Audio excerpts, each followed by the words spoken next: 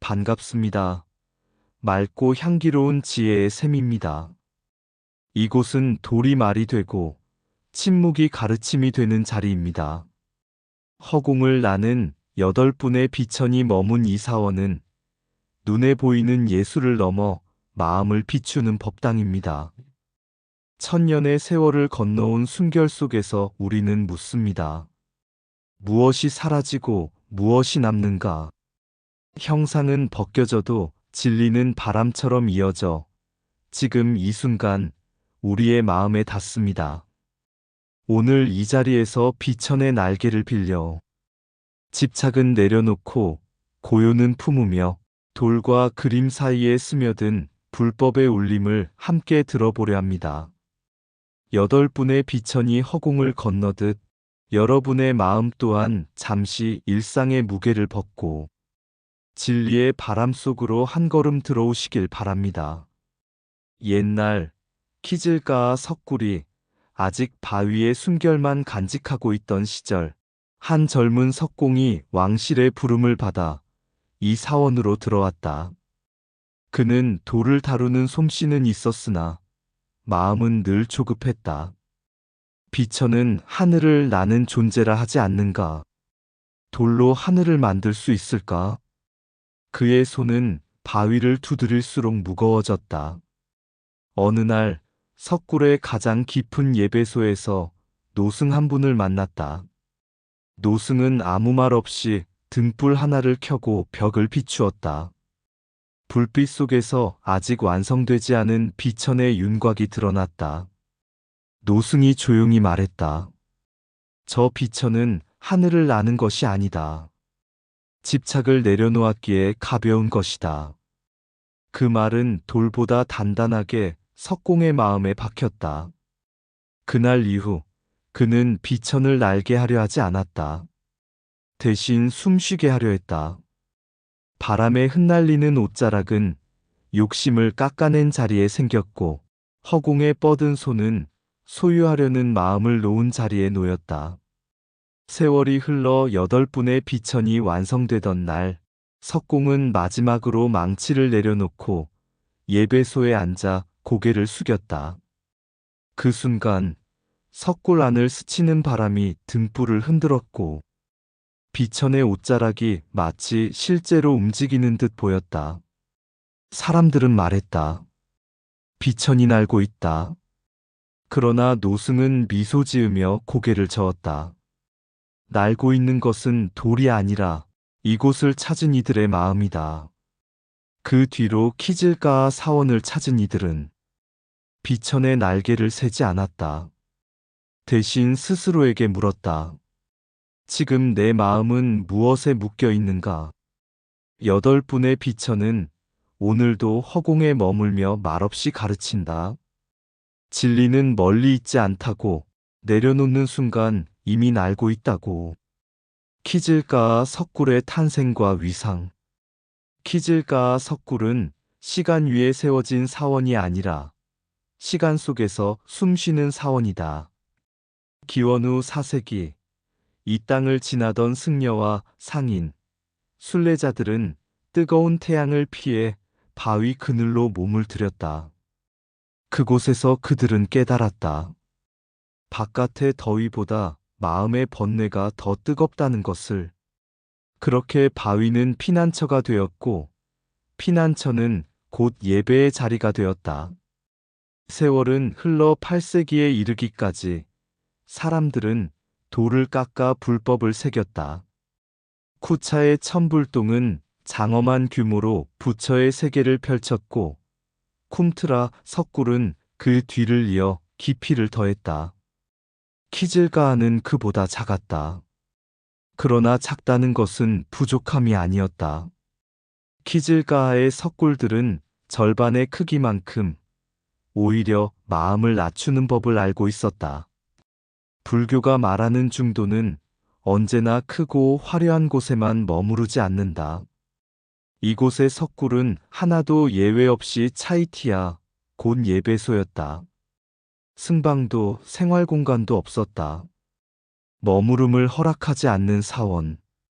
이는 곧 가르침이었다. 불법은 소유할 수 없고 머물러 쌓아둘 수도 없다는 것. 이곳에 들어오는 이는 누구나 잠시 멈추어 서서 합장할 뿐 삶을 내려놓고 눌러앉을 수는 없었다. 예배는 순간이었고 그 순간에만 진리가 열렸다. 키즐가아가 특별한 또 하나의 이유는 왕실의 원찰이었다는 점이다. 이 사원은 개인의 공덕을 넘어 나라의 숨결을 맡고 있었다. 왕실은 이 석굴을 통해 자신의 권력이 아닌 자신의 무상함을 확인하고자 했을지도 모른다. 돌 속에 새긴 부처 앞에서 왕은 왕관을 벗었고 통치자는 한 명의 중생이 되었다. 불교는 늘 말한다. 세상은 무상하고 권력도 예외가 아니라고. 키즐가아 석굴은 그 진리를 바위에 새긴 장소였다. 그래서 이곳은 크지 않아도 깊었고 화려하지 않아도 오래 남았다. 오늘 우리가 키즐가아를 바라볼 때 그것은 과거의 유적이 아니라 질문이 된다. 나는 지금 어디에 예배의 자리를 두고 있는가? 내 마음은 머무르는가, 깨어 있는가? 키즐가아는 말없이 답한다. 진리는 규모에 있지 않고 깎아낸 마음의 자리에 있다고. 돌을 깎아 만든 것은 사원이지만 그 안을 비운 것은 집착이었다. 키즐가아가 작아 보이는 까닭은 마음을 낮추는 법을 알기 때문이다. 머무를 곳이 없는 예배소는 삶 또한 잠시의 합장임을 가르친다. 차이티야만 남긴 사원은 소유보다 깨어있음이 먼저임을 말한다. 왕실의 원찰이 된 것은 권력을 빛내기 위함이 아니라 무상을 비추기 위함이었다. 규모는 눈을 놀라게 하지만 깊이는 마음을 바꾼다. 키즐가아의 석굴은 쉼터가 아니라 질문이었다. 돌은 말하지 않지만 내려놓은 손길은 흔적을 남긴다. 큰 사원은 세상을 담고 작은 사원은 자신을 비춘다. 예배는 머무름이 아니라 돌아감이다. 왕도 부처 앞에서는 한 명의 중생일 뿐이다. 바위 속 법당은 무너질 수 있어도 그 안의 진리는 닳지 않는다. 불법은 장엄함으로 전해지지 않고 침묵으로 스며든다. 키즐가아는 크기를 버리고 본질을 택한 사원이다. 깎아낼수록 드러나는 것은 돌이 아니라 마음의 형상이다. 왕실 후원과 석굴 사원의 비밀. 사원은 인간의 뜻만으로 세워지지 않는다. 키즐가아 석굴이 처음 모습을 드러낼 수 있었던 까닭은 사람보다 먼저 이 땅이 허락했기 때문이다. 태양은 거칠게 내리쬐었고 바람은 모래를 실어 나르며 쉼없는 시간을 만들었다.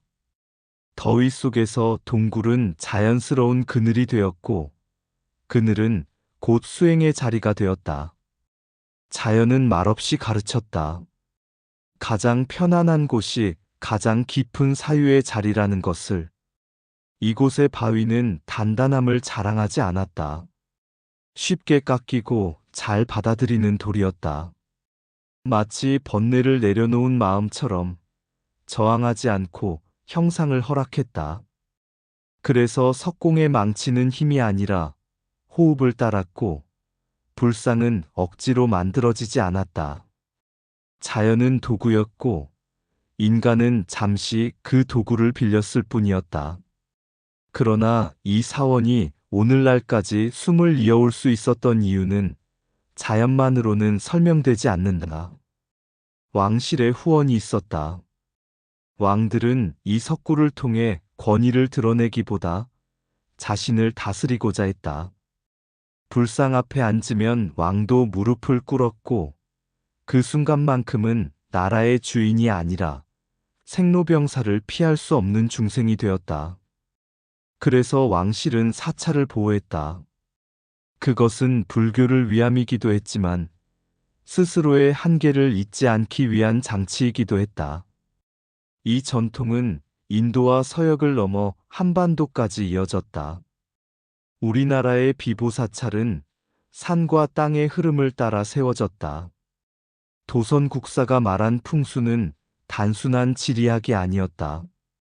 땅의 기운을 다스린다는 것은 결국 사람의 마음을 다스리는 일이었다. 임금이 건강하고 나라가 오래 가기를 바란다면 먼저 탐욕과 폭정을 눌러야 했다. 사찰은 그 경계선에 세워진 침묵의 경고였다. 그래서 국가와 불교의 관계는 지배와 종속이 아니었다. 국가는 사찰을 보호했고 사찰은 국가를 꾸짖었다. 왕실이 사찰을 원찰로 삼은 이유는 기도를 받기 위함이 아니라 스스로를 잊지 않기 위함이었다. 키질가와 석굴은 그 사실을 돌에 새겨두었다. 기운은 사람을 몰아넣었고 돌은 길을 내주었으며 왕실은 그 길을 지키는 울타리가 되었다. 그러나 그 모든 위에는 한 가지 진리만이 남아 있었다. 권력도 자연도 형상도 모두 인연 따라 잠시 머무를 뿐. 지켜야 할 것은 사원이 아니라 깨어있는 마음이라는 것. 그래서 오늘 우리가 이 석굴 앞에 서면 돌보다 먼저 우리 자신이 묻는다. 나는 무엇을 붙들고 있고 무엇을 보호하려 하는가? 사원은 사람이 세웠으나 그 자리는 자연이 먼저 비워두었다. 더위가 깊을수록 그늘은 수행의 자리가 된다. 잘 깎이는 돌은 약해서가 아니라 받아들일 줄 알기 때문이다. 망치는 돌을 두드렸지만 형상은 호흡 속에서 태어났다. 왕실의 후원은 권력을 드러내기보다 무상을 확인하는 예였다. 부처 앞에서는 왕도 잠시 이름을 내려놓는다. 국가는 사찰을 지켰고 사찰은 국가의 욕망을 지켜보았다. 비보사찰은 땅을 보호한 것이 아니라 사람의 마음을 다스렸다. 풍수는 지형을 말하지만 그 끝은 늘 마음을 가리킨다. 권력이 사찰을 찾을 때 불교는 침묵으로 답한다. 오래 남은 사원은 강해서가 아니라 스스로를 낮췄기 때문이다. 자연을 거스르지 않은 곳에 불법은 쉽게 머문다. 사찰을 세운 것은 왕이지만 왕을 세운 것은 두려움이었다. 보호받은 것은 돌이 아니라 깨어있으려는 질문이었다. 국가와 불교가 만나는 지점에는 늘 내려놓음이 서 있다. 8분의 비천, 하늘을 날다. 키질가하의 61개 석굴 가운데 사람들의 발걸음이 오래 머무는 곳이 있다.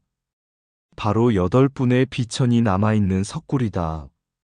이곳에 들어서는 순간 발은 땅을 딛고 있으되 마음은 이미 허공에 닿는다.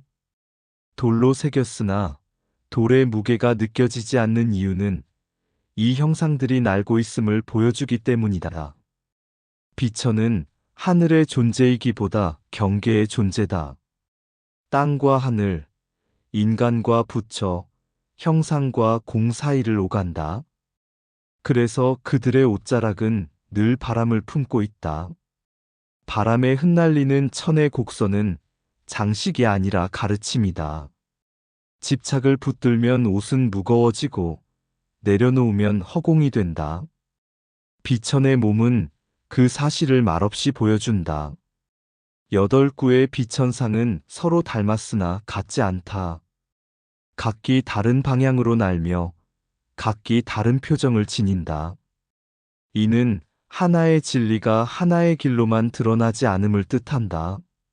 수행의 길은 여럿이되 도착지는 하나라는 불교의 오래된 가르침이 이곳에서 형상으로 드러난다. 이 비천들이 이처럼 완벽한 균형과 생동을 가질 수 있었던 까닭은 단순한 장인의 솜씨만으로 설명되지 않는다. 왕실 사원이었기에 가능한 긴 시간과 아낌없는 후원이 있었다. 그러나 그 후원은 화려함을 과시하기 위한 것이 아니었다. 왕실은 이 비천을 통해 스스로에게 묻고 있었을 것이다. 권력은 땅에 묶여 있는데 마음은 어디까지 날아오를 수 있는가? 그래서 비천은 웃지 않는다. 환희에 잠기지도 고통에 매이지도 않는다. 그들은 알고 있지만 목적지를 드러내지 않는다. 불교가 말하는 해탈이란 어디로 가는지가 아니라 무엇에 묶이지 않는가의 문제이기 때문이다. 오늘 우리가 이 비천을 바라볼 때 8분은 묻는다. 당신의 마음은 지금 무엇에 걸려 있는가? 짐을 내려놓는다면 이미 당신도 날고 있지 않은가? 키질가하의 비천은 하늘을 향해 날아오르지 않는다. 대신 우리 안의 무거움을 가볍게 한다. 그래서 이 석굴은 예술의 절정이면서 침묵으로 완성된 설법의 자리다. 비천이 나는 까닭은 날개가 있어서가 아니라 짐이 없기 때문이다. 돌에 새긴 허공은 마음이 먼저 비워졌을 때 가능하다. 바람에 흩날리는 옷자락은 집착을 놓은 자의 모습이다. 8분의 비천은 서로 다르되 같은 침묵을 향해 난다. 허공을 가르는 선은 장식이 아니라 내려놓음의 흔적이다. 비천은 목적지를 숨김으로써 자유를 드러낸다. 무거운 것은 몸이 아니라 붙들고 있는 생각이다. 날고 있는 것은 형상이 아니라 깨어있는 마음이다. 완벽한 균형은 힘이 아니라 비움에서 태어난다. 왕실의 후원은 찬란함을 남겼고 비천은 무상을 남겼다. 8구의 비천은 하나의 길이 아님을 말한다.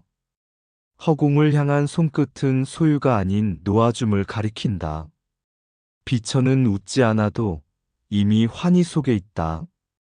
돌이 가벼워 보일 때 마음은 이미 날고 있다. 하늘은 멀리 있지 않고 내려놓는 순간 열린다. 키질가 사원의 하루는 소리 없이 저문다. 석굴 안으로 스며든 빛이 바위의 굴곡을 따라 천천히 물러나면 8분의 비천은 다시 허공 속으로 잠긴다. 그러나 사라지는 것은 형상이지 가르침은 아니다. 이 사원은 크기로 사람을 놀라게 하지 않았다. 왕실의 후원을 받았으나 권력을 자랑하지도 않았다. 모든 석굴이 예배의 자리였고 머무름을 허락하지 않는 구조는 우리에게 말한다. 삶 또한 잠시의 합장과 같다고. 8분의 비천은 지금도 날고 있다. 하늘을 향해서가 아니라 집착과 두려움이 내려진 마음을 향해. 바람에 흩날리는 옷자락은 1000년 전이나 지금이나 같은 질문을 던진다. 무엇을 붙들고 있어 스스로를 무겁게 만드는가? 왕은 이곳에서 왕위기를 내려놓았고 장인은 돌을 깎으며 욕심을 깎았다. 자연은 그늘을 내주었고 불교는 말없이 진리를 남겼다. 그래서 키질가하는 유적이 아니라 수행의 흔적이 되었다. 이제 이 석굴을 떠나는 순간 비천은 돌에 남아있지만 그 날개는 우리 마음에 옮겨진다. 내려놓는 법을 안다면 이미 우리는 그들과 함께 날고 있다. 8분의 비천이 모신 것은 하늘의 신이 아니라 깨어있으려는 한 생각이었다. 그리고 그 가르침은 지금 이 순간 당신의 숨결 위에 조용히 머문다. 돌은 말이 없고 말이 없기에 1000년을 건넌다. 바람 한 줄기 머무는 자리. 옷자락은 하늘을 기억하고 손끝은 붙잡지 않는다. 8분의 비천. 같은 허공을 나누되 같은 길을 택하지 않는다. 날개 없이 나는 법을 돌이 먼저 배웠고 우리는 이제야 바라본다. 왕의 이름도 장인의 땀도 이곳에서는 가벼워진다. 예배는 머무름이 아니라 잠시 고개를 숙이는 일. 그리고 다시 걷는 일. 허공은 멀지 않다. 내려놓는 순간 이미 발밑에 있다. 8분의 비천은 지금도 돌 속에서 날고 있고 나는 숨 하나로 그 뒤를 따른다. 의상 맑고 향기로운 지혜의 샘이었습니다. 오늘도 좋은 날 되세요. 구독과 좋아요는 맑고 향기로운 지혜의 샘에게 큰 힘이 됩니다.